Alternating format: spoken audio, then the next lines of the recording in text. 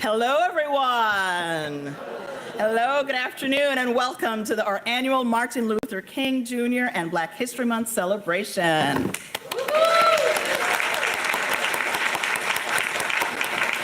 My name is Diane Forbes Berthoud. I have the pleasure of serving as the Chief Equity, Diversity, and Inclusion Officer and Vice President. And our office sponsors this great event with the President as well as OCPA and other great partners. I'm here to extend apologies from President Gerald, who had to be in Annapolis today in legislative session. So on his behalf, I welcome Dr. Roger Ward to give remarks to welcome us. Dr. Ward.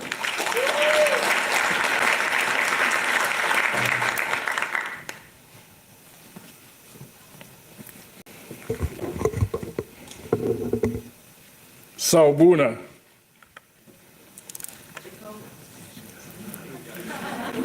In the Zulu language, this greeting means, I see you. It is more than just a hello. It is an acknowledgement of one another's presence, humanity, and worth.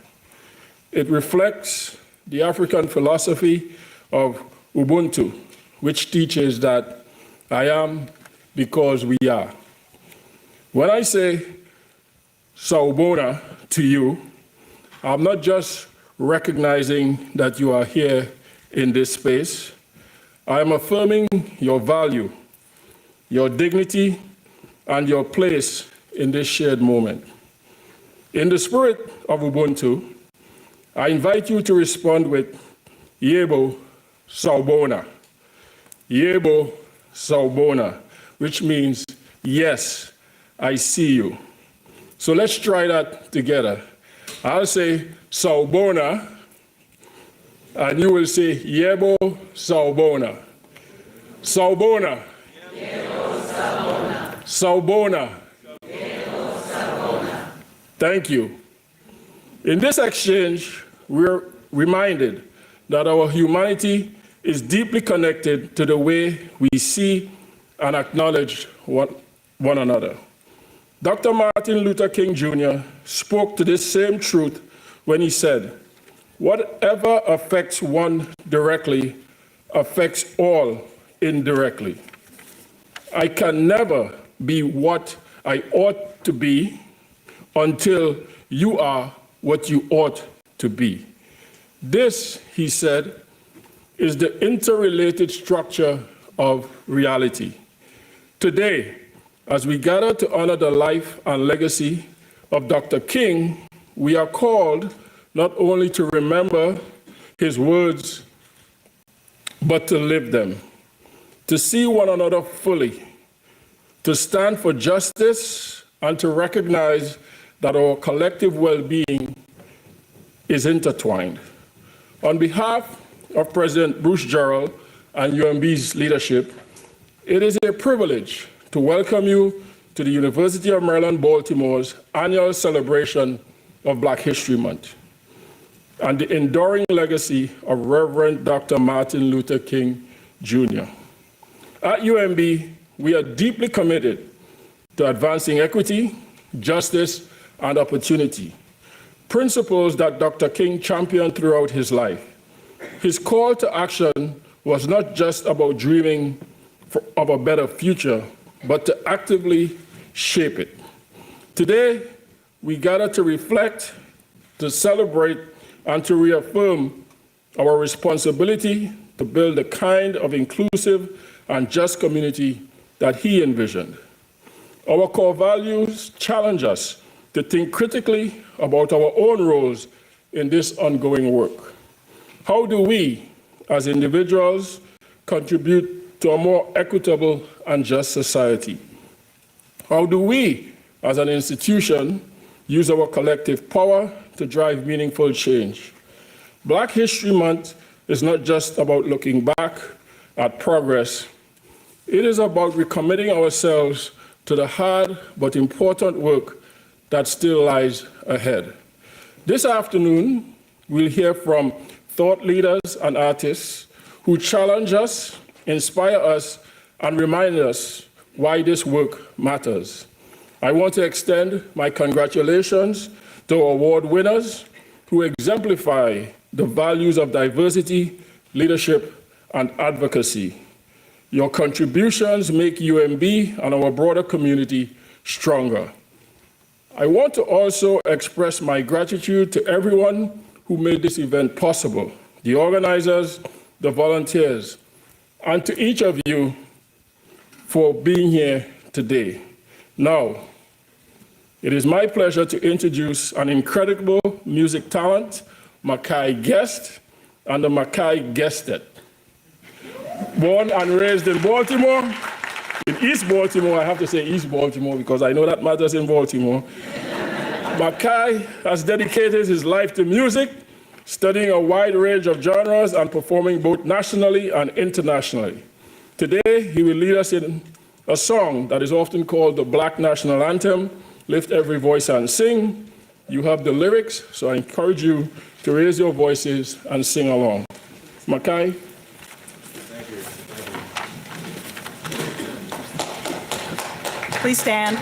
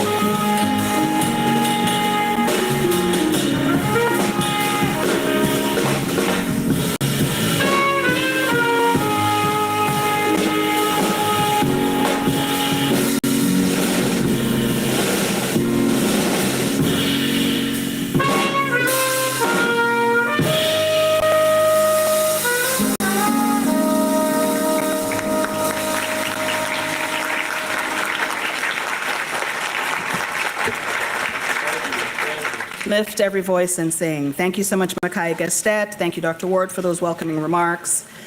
I'm now pleased to introduce our keynote speaker.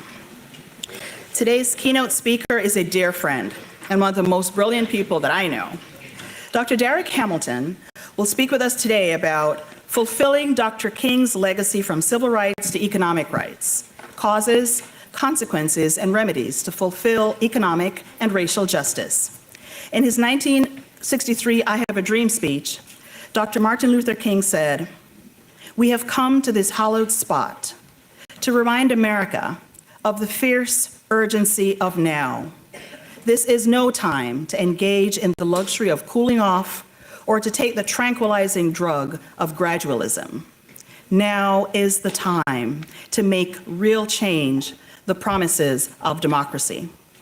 Now is the time to make real the promises of democracy.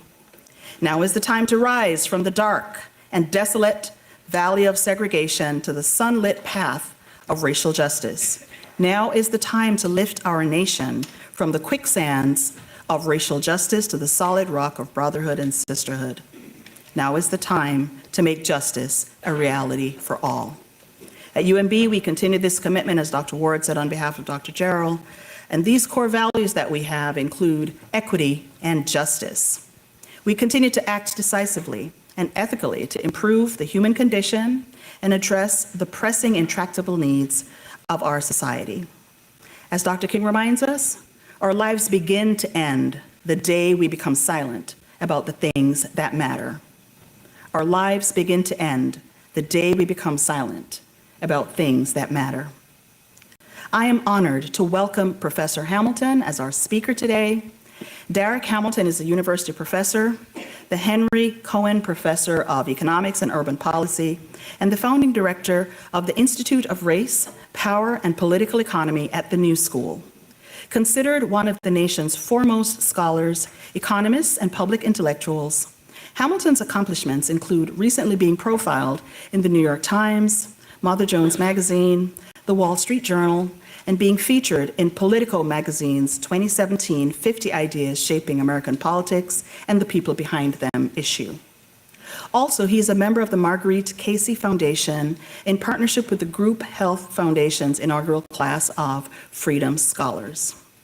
Hamilton has been involved in crafting policy proposals such as baby bonds and a federal job guarantee, which have garnered a great deal of media attention and served as inspiration for legislative proposals at the federal, state, and local levels. He has served as a member of the Economic Committee of the Biden-Sanders Unity Task Force, and he has testified before several Senate and House committees, including the Joint Economic Committee on the nation's potential policy responses to the COVID-19 pandemic-induced health and economic crises.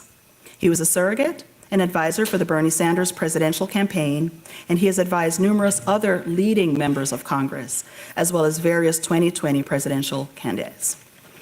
Most recently, Dr. Hamilton was appointed as chief economist for the AFL-CIO, the American Federation of Labor and Congress of Industrial Organizations. Dr. Hamilton received his PhD in economics from the University of North Carolina, Chapel Hill, and his bachelor's degree also in economics from Oberlin College. Professor Hamilton will speak, and then we will have some time for Q&A. Please see the mics in the middle of the aisles there. Think about your questions that you could ask him to stump him after. I am pleased right now to welcome a dear friend, a dear, dear friend from way back in grad school. Please joining me in welcoming the 2025 Martin Luther King Jr. Black History Month speaker, my friend, Dr. Darrick Hamilton.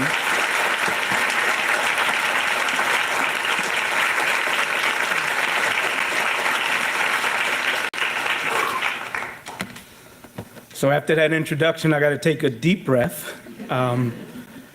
Sitting in the audience, this is the first time my team has used that picture, and it's a big smiley picture.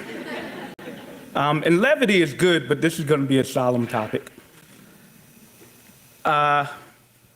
Thanks to you all, thanks to Provost Ward, thanks to my dear friend, Vice President Diane Forbes-Berthon, and then also in the audience, another great friend that was with us through graduate school years, Diane Marie St. George, who's a professor here. And one of the connective tissues to the three of us was a woman who's not with us, and I'll get choked up over it because she exemplifies the legacy, the values, the spirit of not standing for injustice on individual and structural levels. Her name is Nicola Martin, and we had the great fortune of spending time with her and knowing her, and without a doubt, the accomplishments we have today or at least in part, of her values and systems that she imparted upon us.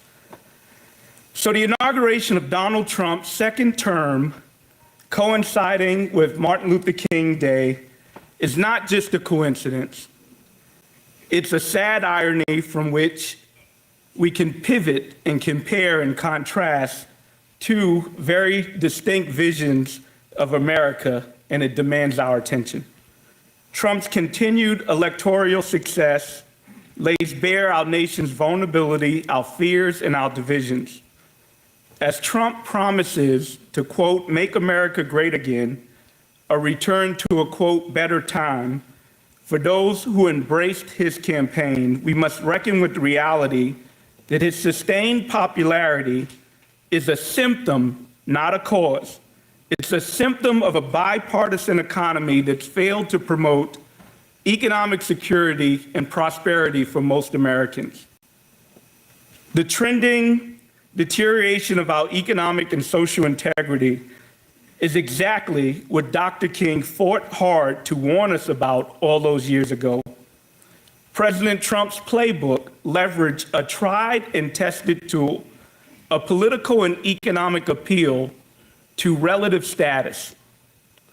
Thanks to the work of classical sociologists Herbert Blummer and critical race theorists like Cheryl Harris, we understand that relative status, oftentimes both legally and socially enforced by the state, provides individuals with a sense of psychological solace and economic relative advantage vis-a-vis individuals from some other subaltern group. Its power is grounded in vulnerability. The greater the social despair, the greater the insecurity, the greater absolute inequality, the greater the political, economic, and psychological appeal to the base in us, one's relative status. The strategy has deep roots tracing back to Barry Goldwater's Southern strategy, where appeals to whiteness were made in a context of the racial gains that King had achieved following the civil rights movement. Barry Goldwater literally said a return to a simpler time was where we should be thinking about going. Trump has refined and evolved and amplified these appeals, offering a sense of restored status in exchange for a political allegiance. It's noteworthy that these appeals to relative status, they're structural and not limited to our racial identity. Right? I want to make that point, that it's not only about race. These are structural things that one applies and tries to appeal to. Trump's campaign strategically targeted young men by positioning patriarchy, traditional male roles, as the status that comes along with these roles currently being under threat. Nativity is an obvious layer of identity leveraged by Trump's campaign as he points to division and allure to Black, Latinos, and all people who are not immune to this lure. Trump's anti-immigrant rhetoric and his narrative around migrants supposedly taking Black jobs exploits a nativist anxiety, and it stokes a resentment amongst those perceived to be taking back somebody's rightful status. It is intellectually and tactically a big mistake for us to simply take some of these narratives and thoughts as ignorance, as hate, as failure, as a failure of our public education system, as some sort of cultural wars. That is overly simplistic. A more accurate impetus for Trump's staying power is the result of a larger truth. A truth that when people are economically insecure, they become increasingly vulnerable to the narratives and the promises that honing in on relative status offers to them. Appeals to relative status are effective precisely because they tap into economic grievance, precarity, and loss. If we look at some data over the last 4 decades revealed that 50% of Americans saw negligible increases in their wealth, while the wealth held by the top 1% increased by 500%. This means that half of Americans own less than 2% of our nation's extensive wealth. The vast majorities of Americans have been negatively impacted by real wage stagnation, by a yawning wage productivity gap, by growing wealth inequality, and policies that systematically undervalue work. Over the last 45 years, and again, I want to emphasize this is bipartisan, Democrats and Republicans alike have promoted monetary policies that balance inflation on the backs of precariously employed individuals while facilitating corporate market share consolidation and its accompanying low wages and predatory price gouging. We've been reckoning with both the Reagan and Clinton era regulations and policies like NAFTA, which decimated union power, and perhaps most tragically, we can look at the Bush-Obama public bailout of the financial sector, who precipitated the 2008 financial crisis, and it gave way to the oxymoronic term of a jobless recovery, which placed Americans in a prolonged state of economic vulnerability. It is an economy that has systematically deprived people of the necessary economic resources to thrive, and which also has left them vulnerable to the cheap lure of relative identity status distractions. While Trump absorbs our attention with feuds grounded in our differences, both economic and political power continue to consolidate amongst the top, while excluding and mitigating our collective action to address our looming and evident existential crises, such as the climate catastrophes that we face, such as migrant crises and violent global conflict which still plague our planet. An alternative, more enlightened approach, we're not going to just talk about problems today. An alternative, more enlightened approach is an economy and industrial policy that promotes human flourishing, that advances tranquility. That should be a goal of our economy, and authentically enables people to be self-determining in righteous ways. That's a better concept of freedom and choice. This is an economy that centers people and the environments in which we live and systematically invests and directs public resources to them, where people are not simply viewed as consumption agents to whom we distribute resources in a charitable sense to address inequality, but rather one with a conception that when properly resourced, people are innovative, are productive agents that make dynamic contributions that benefit not only themselves, but the economy overall, that promote tranquility, that promote safe and inclusive environments and economies. This means ensuring that people have the economic resources of housing, healthcare, income, jobs, capital, education, all these ingredients we need to thrive. Essentially, what I'm talking about is a 21st century economic version of what great civil rights leaders like A. Philip Randolph and Bayard Rustin described in their Freedom Budget, to which King wrote the foreword for that, as well as Dr. King's Poor People's Campaign.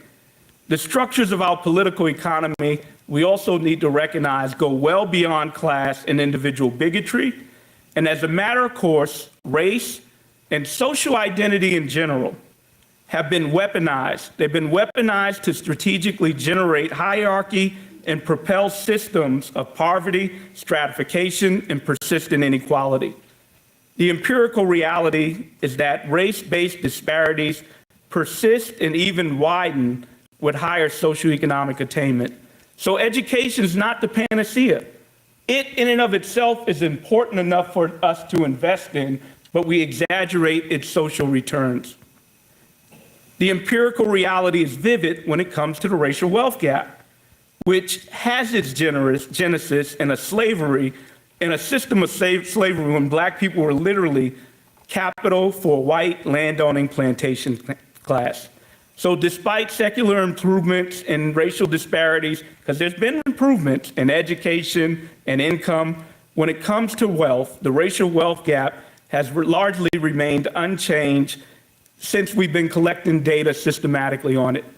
I recently did a study comparing the racial wealth gap in the United States and South Africa, two very different economies and societies, one where slavery ended centuries ago, one that is just more recently coming out of apartheid decades ago, one where the population is majority black, another where it's not majority black. To a decimal point, the racial wealth gap is essentially the same in both places, where the typical black household will have less than a dime as a typical white household. And what's more, in both societies with higher levels of education, not only did the disparity remain, they increase. It is not uncommon for us to find a black household where the head with a college degree will have less wealth than a white household where the head dropped out of high school.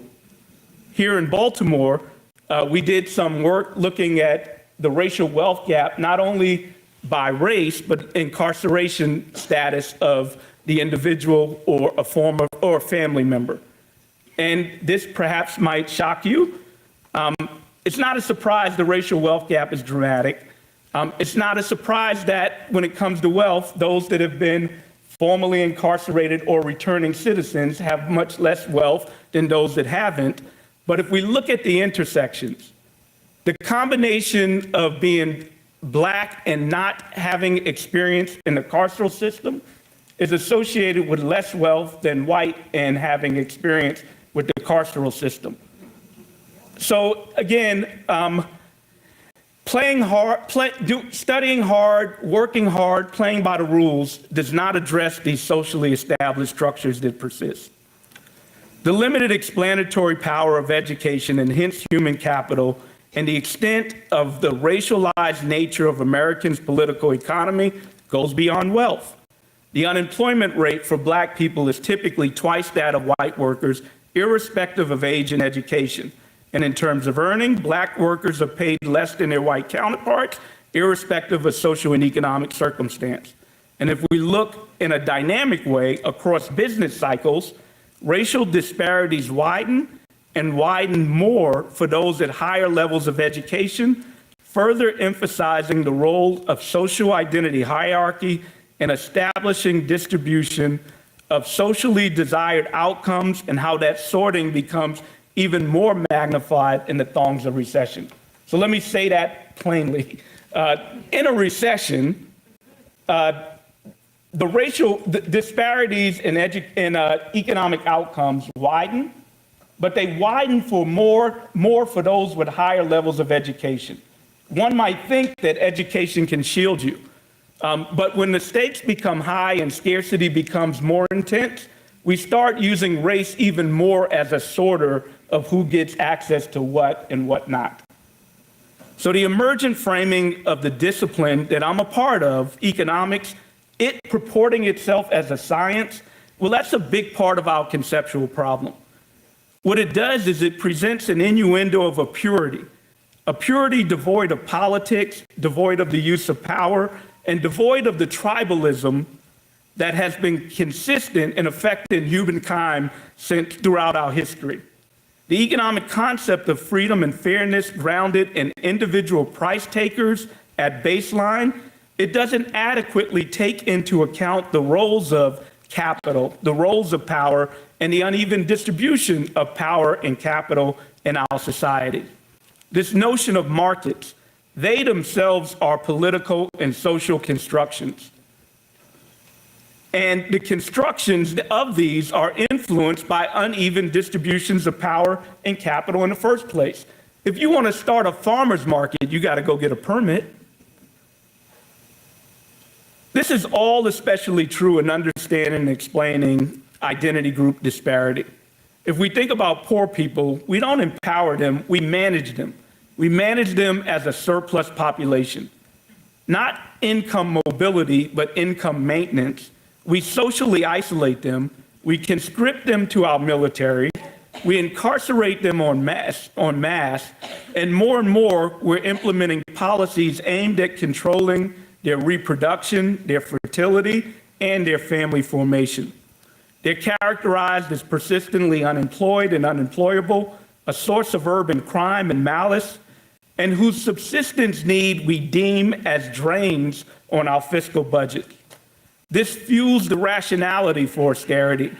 If behavioral modification, particularly with regards to investments in human capital, if that's the central issue, why fund government agencies and programs which at best misallocate resources to irresponsible individuals, or worse, create dependencies to further fuel irresponsible behaviors?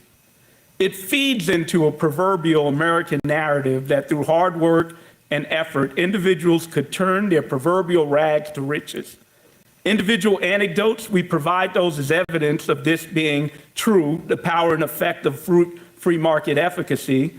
But what we don't provide is the systematic evidence of the countless cases of hardworking individuals who are not able to attain social mobility, and likewise the anecdotes of those individuals that are already born into wealth and privilege, who are able to maintain that privilege regardless of whatever effort they extend. The politics and the economic effect of this American ethos is what it does is it absolves the state of the conditions and remedies for these disparities and Black economic underdevelopment. And instead, it puts the locus of control on individuals and Black people themselves.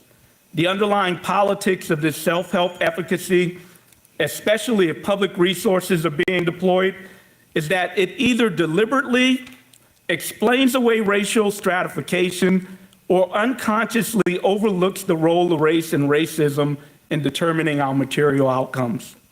In this formation, any attempt by the state to exert stimulus or some regulatory influence on economic relationships is considered an interference, a distortion, a deviation from a natural order. That is to say, the state cannot deliver what heroic individuals can themselves accomplish if they were left to their own devices. If Black people would only engage in more productive behaviors and habits, we would be able to capture a greater share of America's vast wealth. Nothing could be further from the truth. From the beginning of our American project, our government has proactively shaped our economy, determining who reaps the benefits of our capital flows and our economic prosperity. For example, while in the 19th century we had import tariffs and infrastructure investments that nurtured our fledgling domestic industrial base, we also had fugitive slave laws enshrined racial structures of defining work and ownership. Concurrently in that period, the US government's genocidal displacement of indigenous peoples from their homelands, it made way for the Homestead Act, which transferred those lands to a white family middle class without charge. So the proactive role of our government has played in determining our winners and losers, especially by race, should be undeniable. There's no amount of individual economic effort that can overturn century-long programs of resource hoarding amongst the wealthy and the powerful few, supported by a political economy that offers the dominant political group, which in the American case has been predominantly white, with some Black exceptions, relative status anchored by an otherness in which we define Blackness. There are few examples to reveal the powerful effect of some of these self-help discourses and framings and purported solutions to our problems than the notion of, and this is going to be controversial, Black buying power. And there's no one who has dispelled this myth with greater clarity, with greater purpose, and overwhelming empirical evidence than Baltimore's own Professor Jared Ball, who's at Morgan State. And he did this in his seminal text, The Myth and Propaganda of Black Buying Power. The inconvenient truth of this popular self-help notion of the efficacy of Black buying power is that it's limited to selling advertisements in Black-owned and Black-targeted media outlet. Beyond that, the value of Black buying power, especially when inflicted with a general mandate to buy Black, It's largely aesthetic. But I don't want to minimize the aesthetics. I buy black. Indeed, I'm drawn to it. Moreover, the feelings of affinity, of socioeconomic solidarity, it may deliver some psychological and cultural benefits. However, we should not be naive to the limitations of consumption preferences in the context of a reality of inadequate economic assets, power, and ownership of the means of production, when an actual strategy to improve the material conditions of Black Americans is going to require those inputs. But all is not lost. If not in collective buying power, where actual remedy and efficacy resides, the good news is that we can do something with collective agency. Our agency lies not in a mythic notion of buying power, but political power. Ultimately, our economy is a choice. We get to define and determine value. Exacting a claim on our economy requires movement building and organization that can exert and demand the conditions that truly empower not just Black people, all people with the necessary resources they need to be self-determining and have economic agency. The purpose of our economy should be to promote our productive capacities. It should be to advance tranquility, and it should be to promote human flourishing and enable people to be self-determining in righteous ways.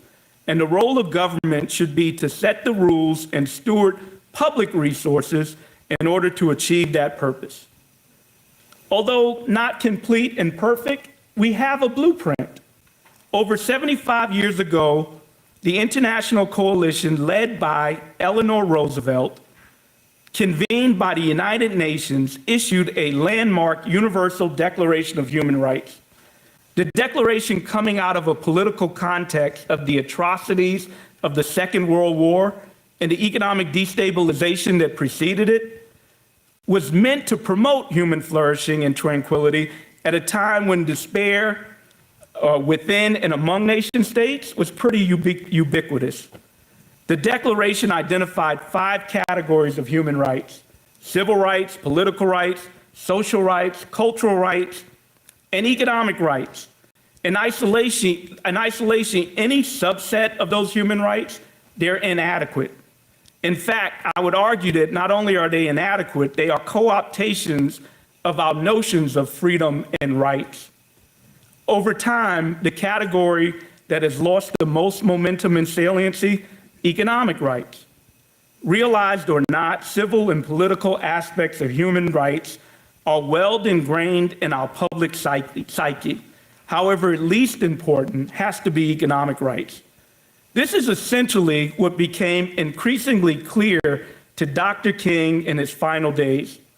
By the late 1960s, towards the twilight of his life, King had become explicit about the essential connections between economic rights, freedom, and racial justice.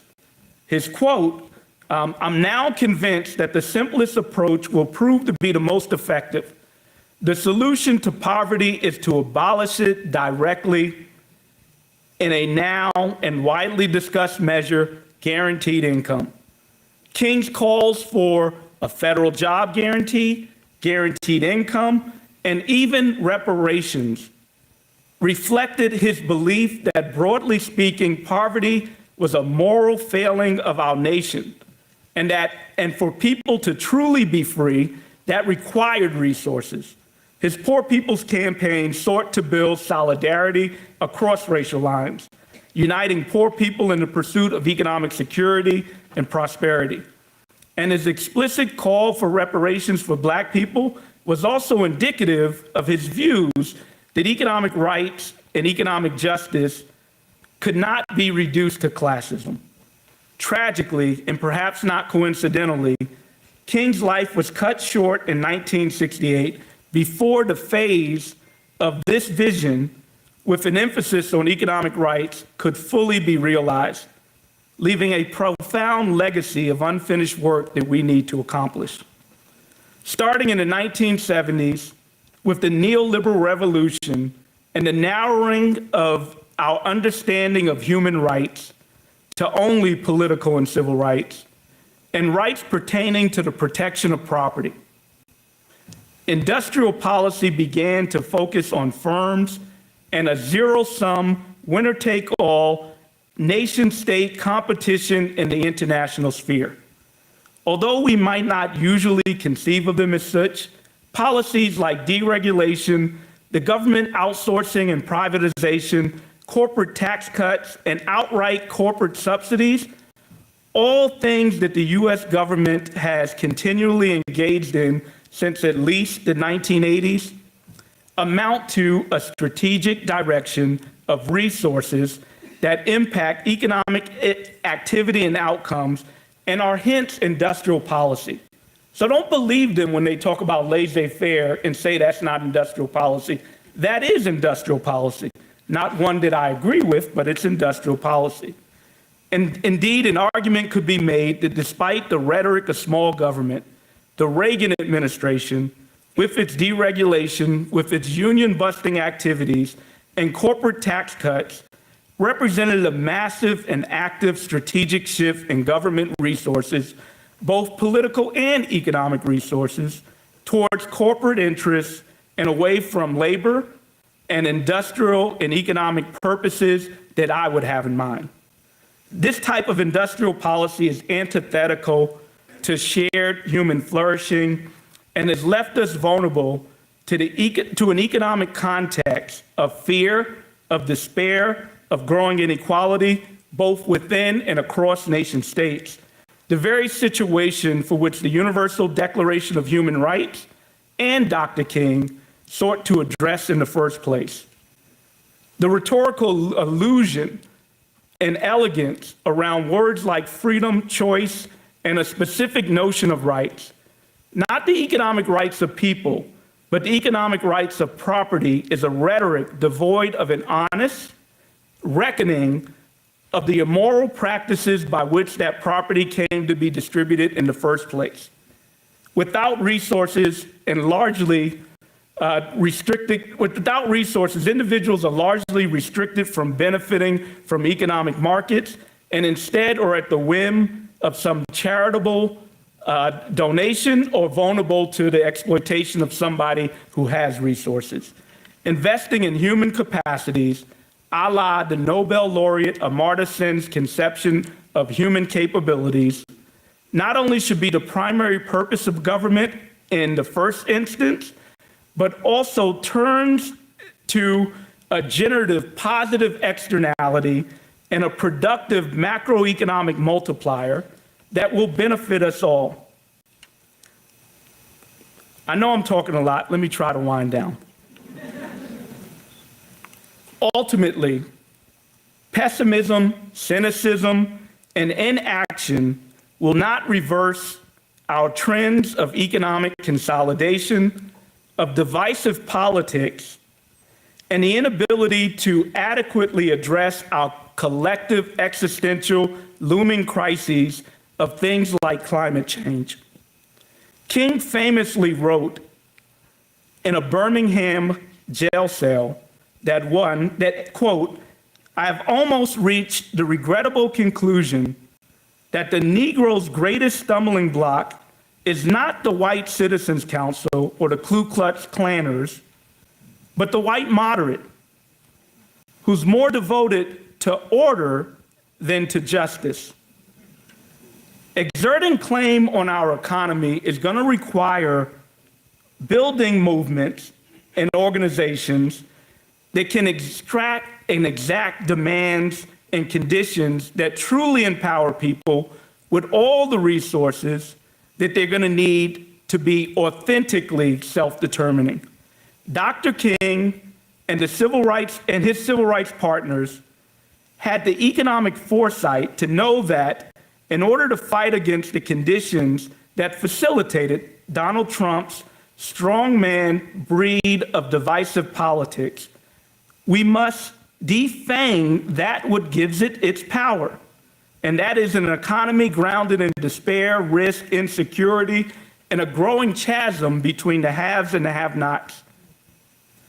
Now it's always the time to build on the lessons of Dr. King and shift our prevailing paradigm towards a more inclusive and self-prosperous future with the strategic direction of our public resources towards people and a sustainable environment in both an industrial and economic sense. Essentially, what we need is a 21st century version of Dr. King's economic vision that stemmed from his civil rights work from when he was at the Southern Christian Leadership Conference beginning in the 1950s into the twilight of his life, his Poor People's Campaign in 1968, and that Poor People's Campaign for Economic Justice and Inclusive Economic Rights writ large for us all. In the end, the optimistic message is that the power lies within us. Thank you.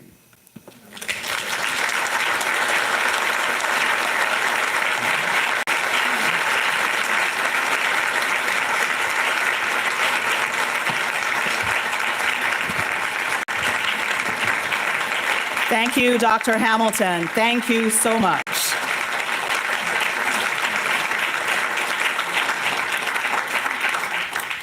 If you feel like you were challenged, enlightened, inspired, flummoxed, please come to the mic and share any comments or questions.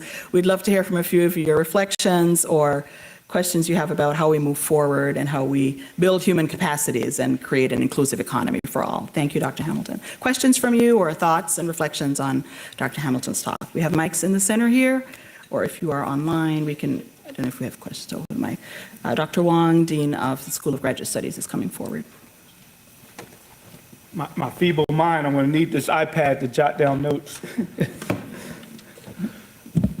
Thank you very much. I really enjoyed what you had to say. As you were wrapping up, I said, well, don't stop. I can listen to you all day. I wanted to ask about, you mentioned climate change as one of the pressures of our time. What ideas do you see emerging in the field of regenerative economics?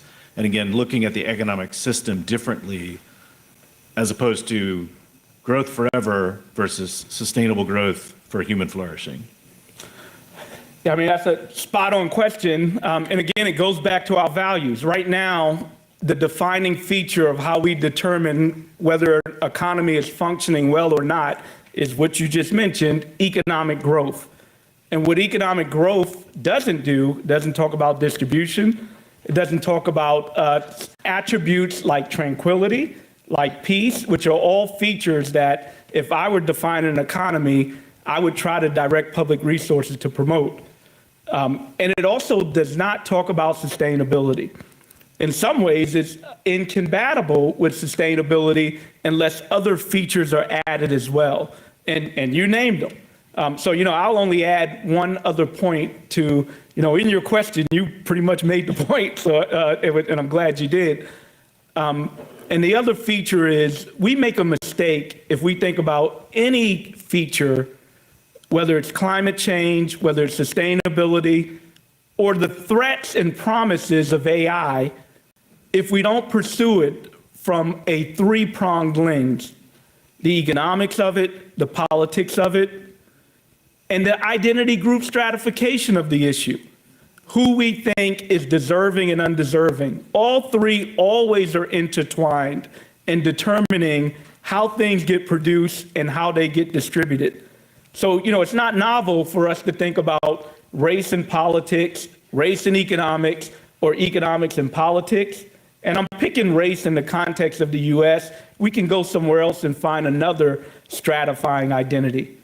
But if we don't understand the interconnections of all three and the ability to coerce a dominant group with relative status in order to consolidate power for those that have power, we won't be able to address these crises. Hi, I'm Wonder Drake, Senior Associate Dean of Faculty Affairs. So like Dean Wan, I found your speech a little bit over my head, but it was really helpful. So the question I have for you, and I've been thinking about this since I got here, this is what drew me here. I'm a medical doctor. The very first patient that enrolled in my clinical trial, she was gifted, but she had not graduated from high school. And I remember asking her, because she went through the questionnaire so fast, I said, "Are you gifted?" And she said, "What does that mean?" And I said, "Was high school easy for you? Did you make A's without studying?" She said, "Oh yeah, I totally did." The question I have, because I don't believe intelligence is defined to a group. I think these tests are biased in how people think, and people think a certain way, so they're going to score for it. It has nothing to do with their work ethic, nothing to do with their emotional intelligence, everything to do with, do you understand what they're asking? And I think I'm wondering what we as an institution can do. You know, one of the things I love about Baltimore is they have all these empty houses, but then we also have a very large homeless community. So, like, part of me thinks, why don't we just buy a bunch of houses?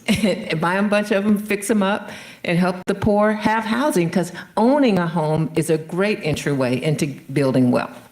So I think I'm just trying to, maybe you could kind of give us an idea as an institution. Well, I mean, you get a house for $1 in Baltimore. That's amazing to me.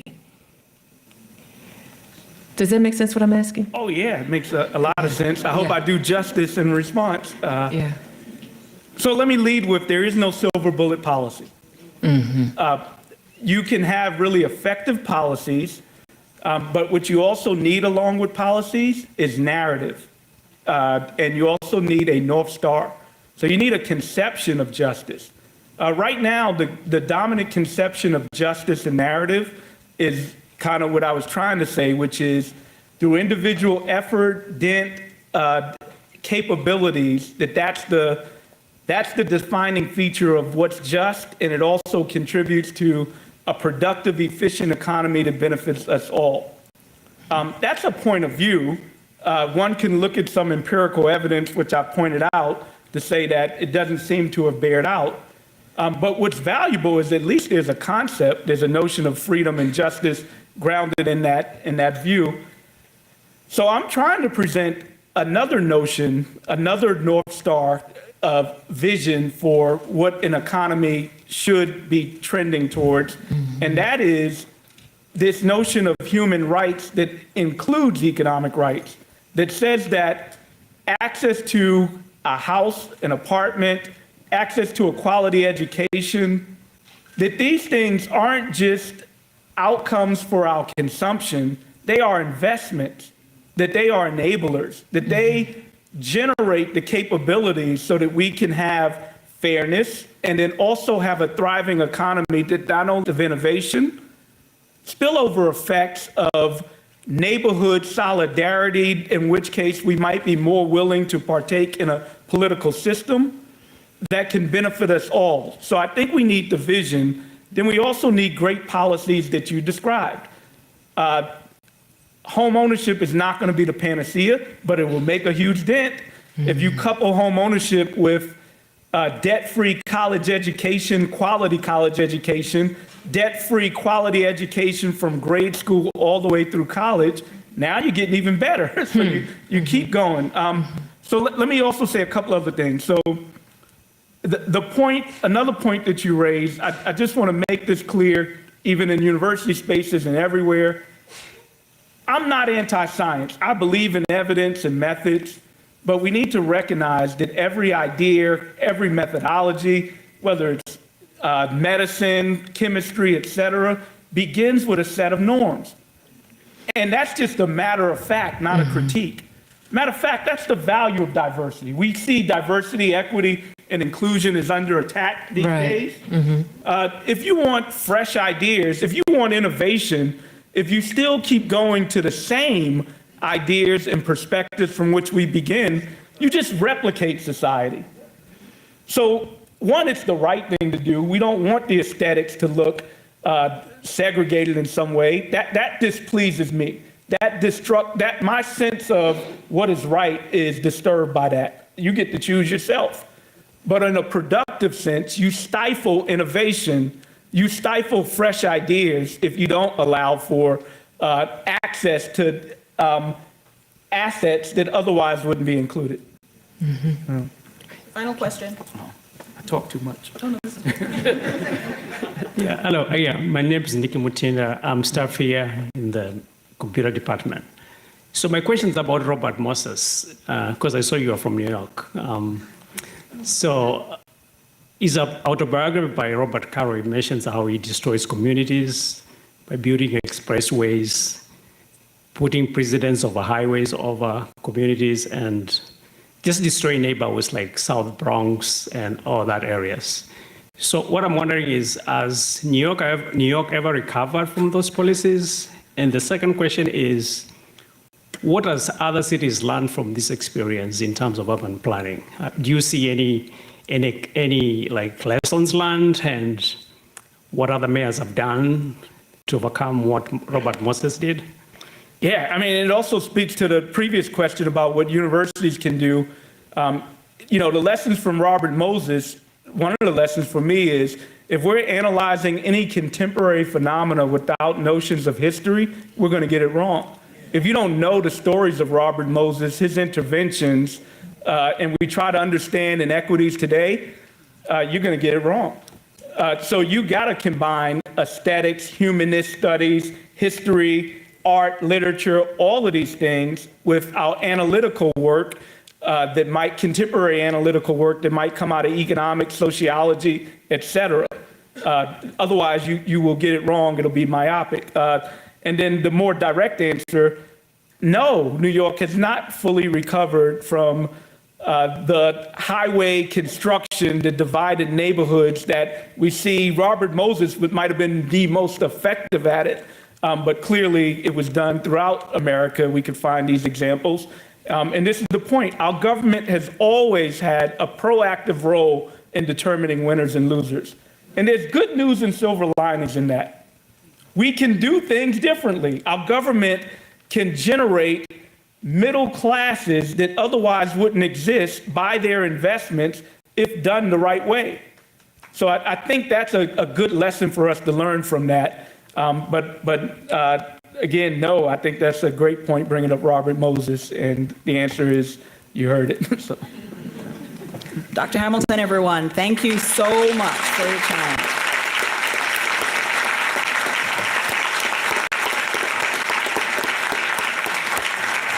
You can Google Darrick, follow him online. He can come talk to your class or your folks, or you can go up to the new school and visit much. Okay, so we're going to move on in the program now.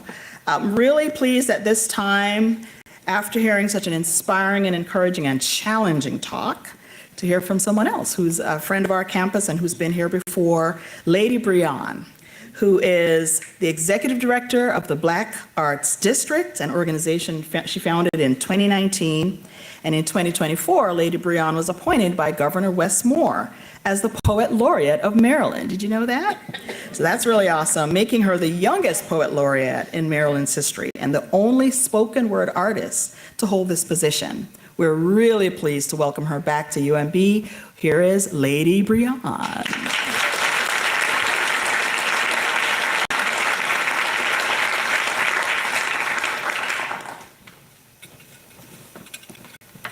Good afternoon.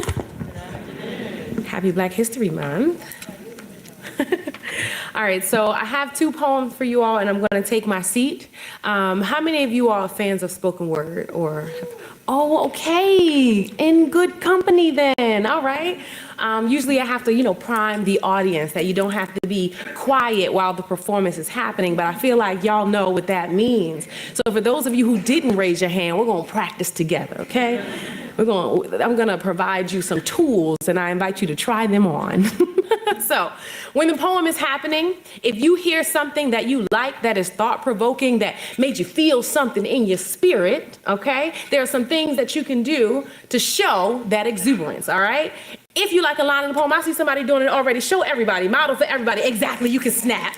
You can snap, okay? If you like a line a little more than that, think about your grandmother's favorite dish, and you can be like, try it. You can even combine those together and say, okay? You can say, ooh, try it.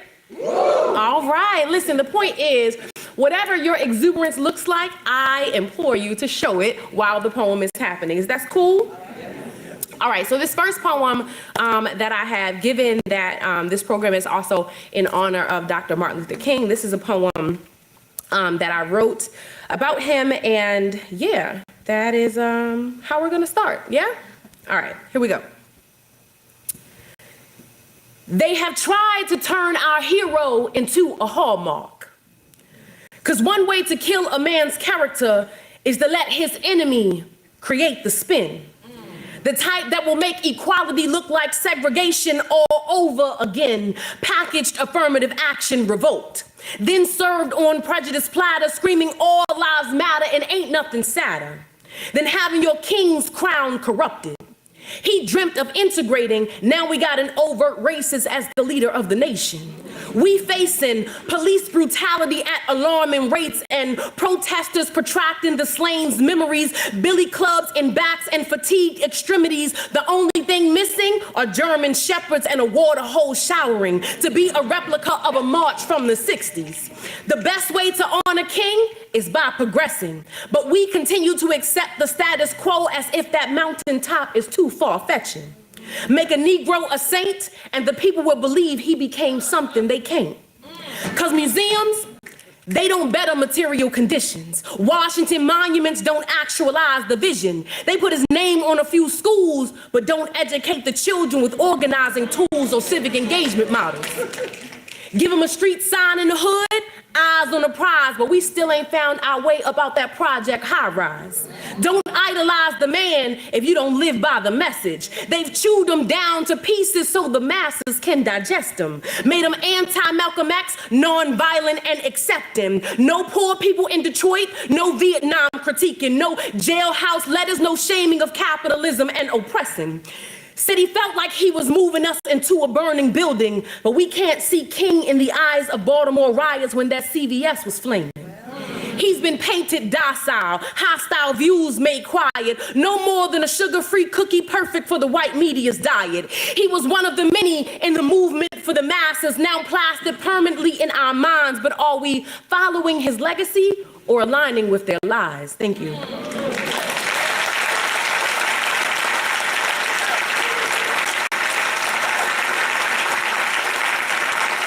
Thank you.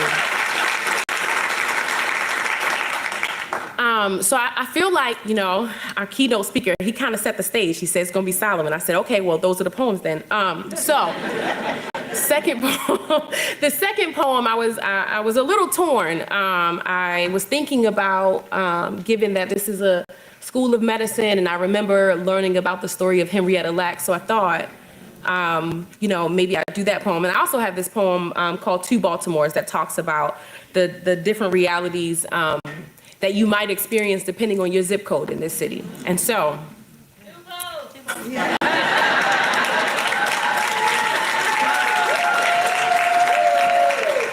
they only said I had 10 minutes, okay? I'm trying to stay within the time frame. All right. Well, they said it's okay. Okay, well, can I have this water if I'm gonna do this? Okay, all right. All right, well, then that's the roadmap, okay? So first we'll do this poem called Miss Lacks. And again, you know, I just remember learning about her story and the, you know, really concerning history around the medical industry, Johns Hopkins Hospital, you know, what some people call medical apartheid, et cetera. And so this poem is dedicated to that. And I think when we think about Black History Month, there's a lot to celebrate, but there's also a lot to critique, right? And so this is a part of that critique. Here we go.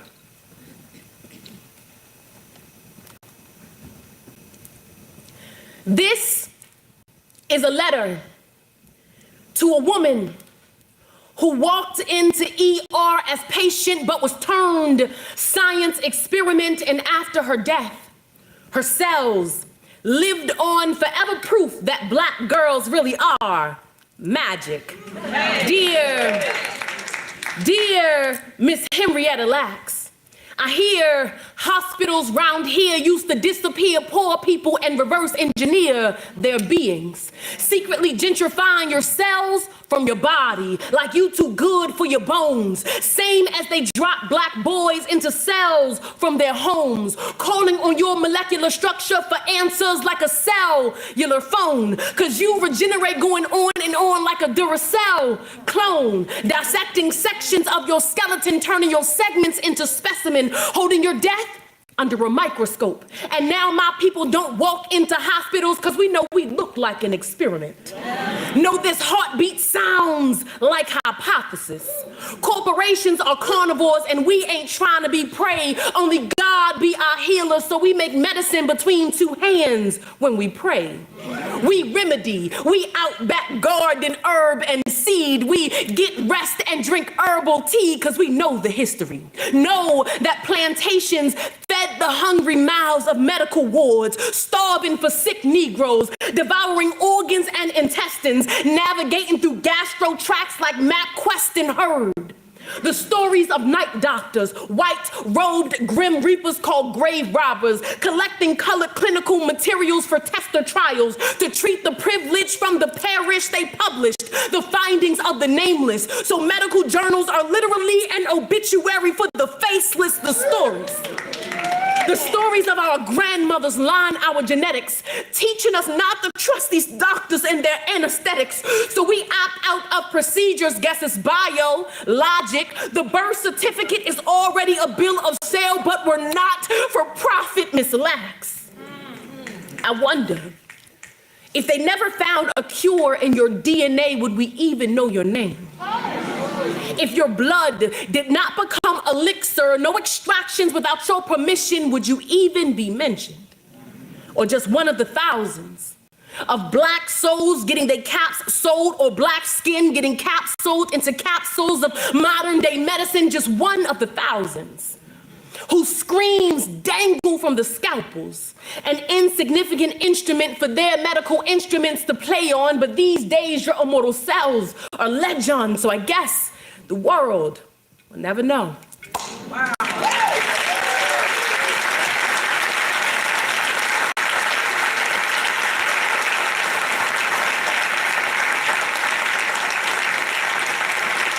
Okay. Thank you. This is the authorized, unauthorized third poem, and then I'm gonna take my seat. The last time that I came and did a performance for a different installment of this very event, I was scolded because I did not bring any copies of my book. So I want to let you know that in my backpack over there, I do have some copies of my book. And if anybody is interested in taking one home with you, they're $15, shameless plug. All right, last poem. Here we go. This one is called Fraternal Twins. Baltimore is like a set of fraternal twins, conceived as one, but birthed into two, separated by a difference in characteristics. Don't believe me? Well, check the census, because half these neighborhoods been black and poor since Nixon was president, and it's crazy. In '68, they put a bullet through a king's dream, and in the streets were riots. 2015, a gray man is made a memory, and again, riots, because America is still on a predominantly dark meat diet in this city.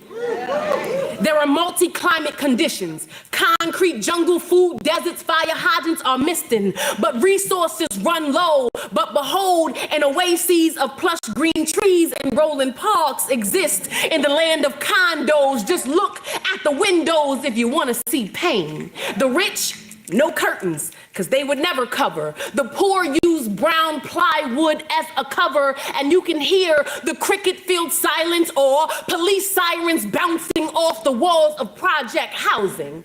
Mansions in Guilford, but vacants in Gilmore. Manicured lawns or weeds growing between the cracks of callous sidewalks when it's 2 a.m.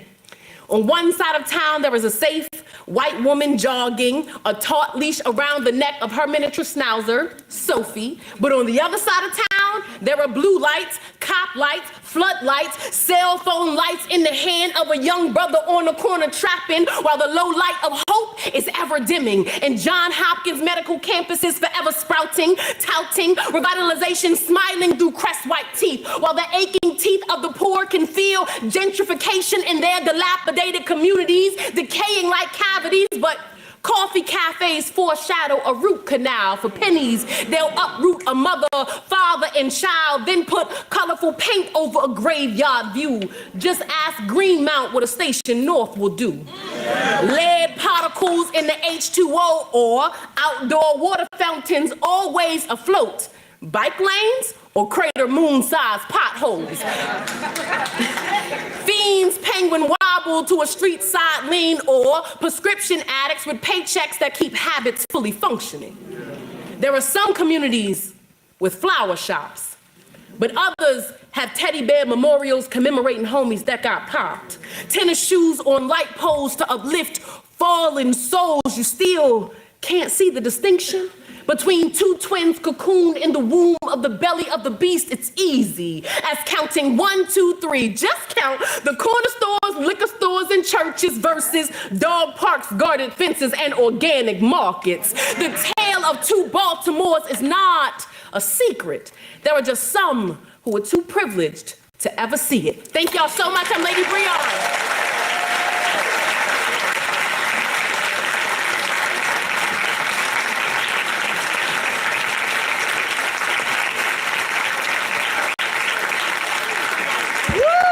Lady Breon.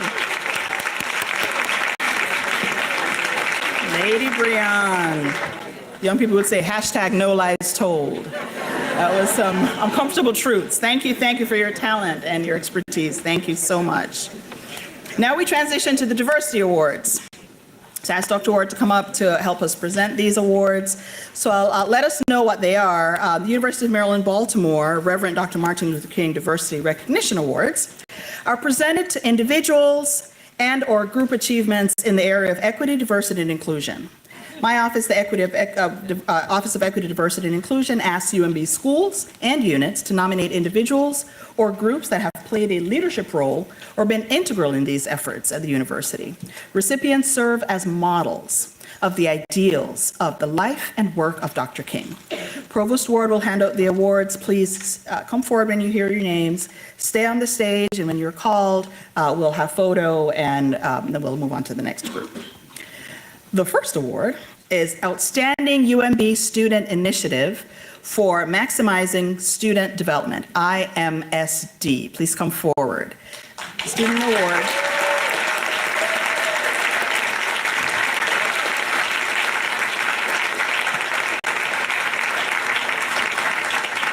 The International Institutes of Health Supported Training Program supports the success of biomedical PhD graduate students from historically underrepresented backgrounds at the School of Medicine and the School of Pharmacy. For 2 decades, the program's graduate fellows have established a close-knit network of support, excelled in their academic training, served UMB in numerous capacities, and engaged in outreach to the broader Baltimore community through IMSD-sponsored events. These students also excel in cutting-edge research in 2 schools' graduate research programs and work to improve the training environment for all UMB students through committee service, recruitment efforts, and interprofessional development activities. Congratulations.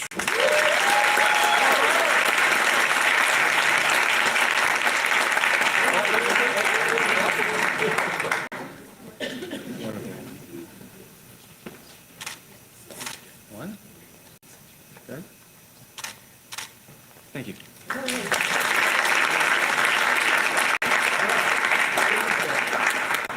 Congratulations. Now to the Outstanding UMB Faculty Award. And it's awarded to the Embrace Initiative to be received by Dr. Kyla Liggett Creel. Please come forward.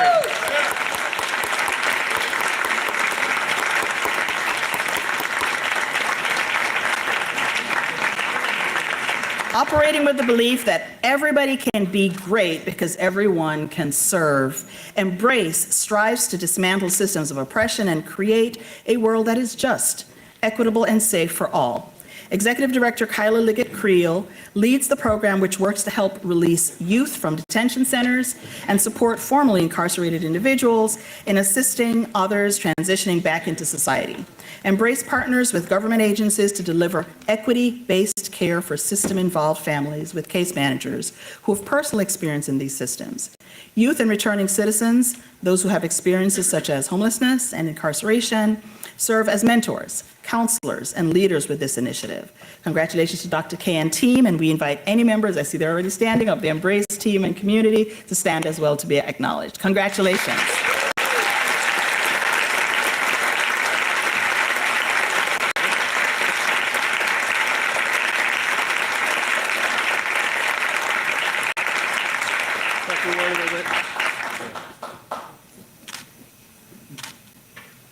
Thank you.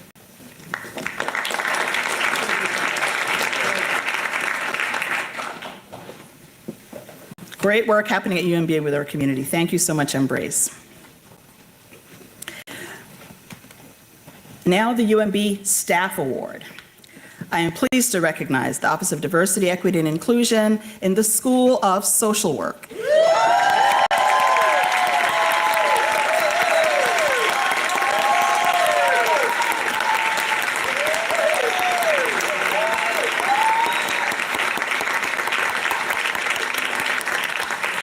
Guided by a commitment to the core values of social work, ODEI leads the School of Social Work's efforts to foster inclusion, justice, and equity.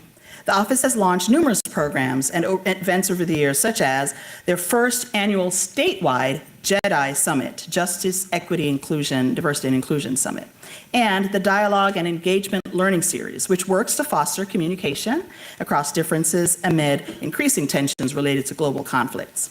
Their office also strengthened its existing programs and made strides in diversity training for faculty, securing additional funding for its book lending program that makes textbooks more accessible for students, and continuing its affinity groups. Congratulations, colleagues.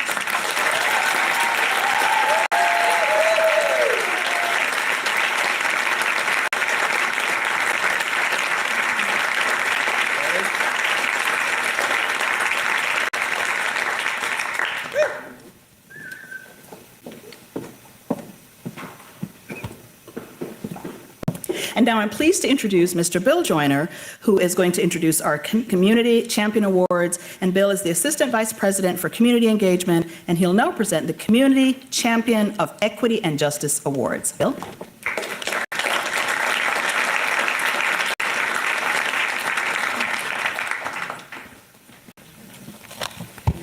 Thank you, Dr. Forbes-Berthoud, Dr. Ward. Good afternoon, everyone. And congratulations again to this year's MLK Recognition Award winners. We now move to honor our neighbors who are exemplifying our core values of equity and justice in the neighborhoods surrounding our campus here in Baltimore.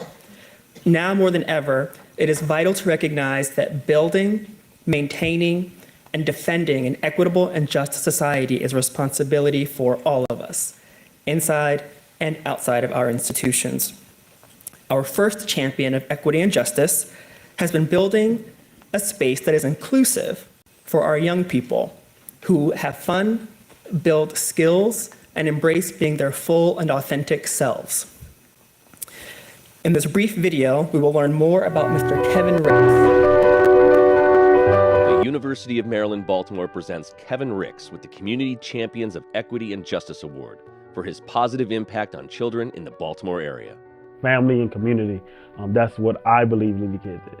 Bearing his mother's nickname, Ricks started Lily Kids just a few years ago as a flag football league, but has since grown into a powerhouse of sports mentorship, promoting mental wellness and scholastic achievement to boys and girls around Baltimore. You can't have like no unexcused absences. You have to have a certain grade level to even play in our league. So, when you have 400 kids last season that played, that's 400 awesome grades, 400 awesome attendance. You can't just be out there, doing anything to come into our league. You have to be a great, what we call a student athlete. Student is first, so you can be the athlete. So, that's what we pride ourselves on. Last year, Lily Kids established Maryland's first girls' middle school flag football league, a goal Kevin has had since the organization's inception. One of my main goals when I started my program was to get a girls' flag going. And that's ever since then, I was like, that was my ambition, to get them into a space where they're able to play, be themselves, and do everything they need to do. When the final whistle blows and the game is over, Kevin is just beginning.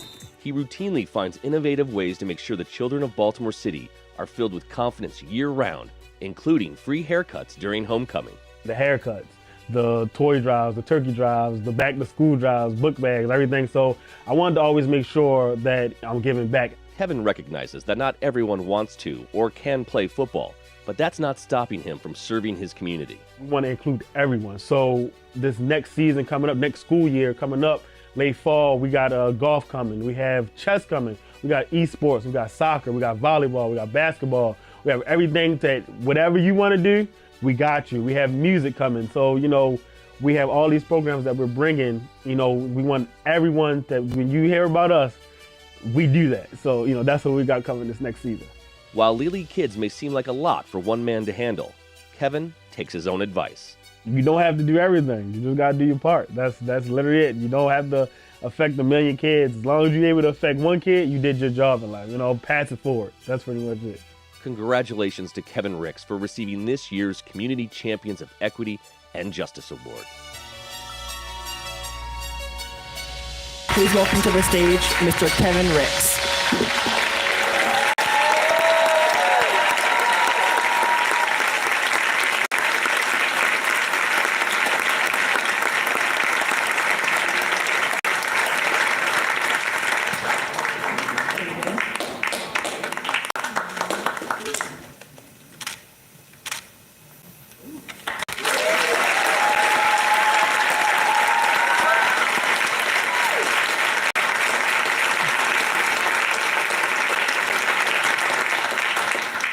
Our next champion of equity and justice has been coaching organizations and institutions on how to advance racial justice for more than 2 decades. Our next video highlights Baltimore Racial Justice Action. The University of Maryland, Baltimore presents BRJA with the Community Champions of Equity. The University of Maryland, Baltimore presents BRJA with the Community Champions of Equity and Justice Award for their positive impact in West Baltimore. BRJA was founded officially in 2003. We started out strictly as a learning community, trying to think about how can we make a difference in this country where racism and white supremacy are embedded in everything we do. Dottie Burt Markowitz is one of the founders of Baltimore Racial Justice Action Organization, and for over 20 years, BRJA has been partnering with organizations and institutions to provide training, consulting, and coaching towards racial justice. The work is really tailored to what that particular organization or institution says their purpose in going into this partnership with BRJ. What is their purpose? And how can we help do the education and coaching for their work? And a clear understanding that really the work is theirs. We're just there to provide some tools, to hold people accountable, which we will do, and to support their implementing the things they're learning into their policies and procedures. It's all about talking effectively, Dottie says, and being able to educate people about the history of our country. I know for sure from the involvement I've had over the years that it's opened people's eyes, especially us white people's eyes, to things we had been so unaware of because we were raised to be unaware of them, especially usually by our families and especially by our educational institutions. It can be a difficult conversation, but it's the manner in which BRJA conducts their partnership that has led them to success. It's done with such integrity and such compassion combined with willingness to speak honestly and hold people accountable for what they've committed to doing. BRJA is considered the local go-to anti-racist organization for anti-racist analysis and commentary on social phenomena. Congratulations to Baltimore Racial Justice Action for receiving this year's Community Champions of Equity and Justice Award.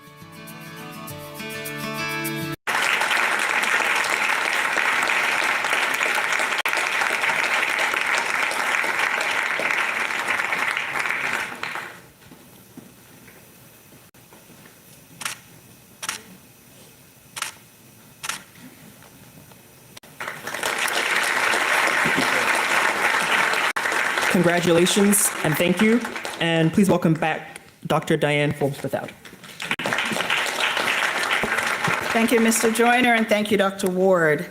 Thank you all for being here. We thank you so much for being a part of our community today. To hear our keynote, Dr. Darrick Hamilton, we thank him again.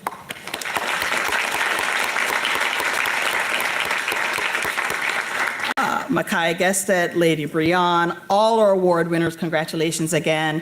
And thank you all to those who made the event happen. To my team, to Katie Hughes, Rhea Roper-Ned, and Rita Gatch, you've done an amazing job to make this go. To OCPA, facilities, events, and to all our wonderful volunteers who are going to guide you to lunch in a moment. Thank you, everyone, and let's keep the dream alive. Thank you, and have a good afternoon.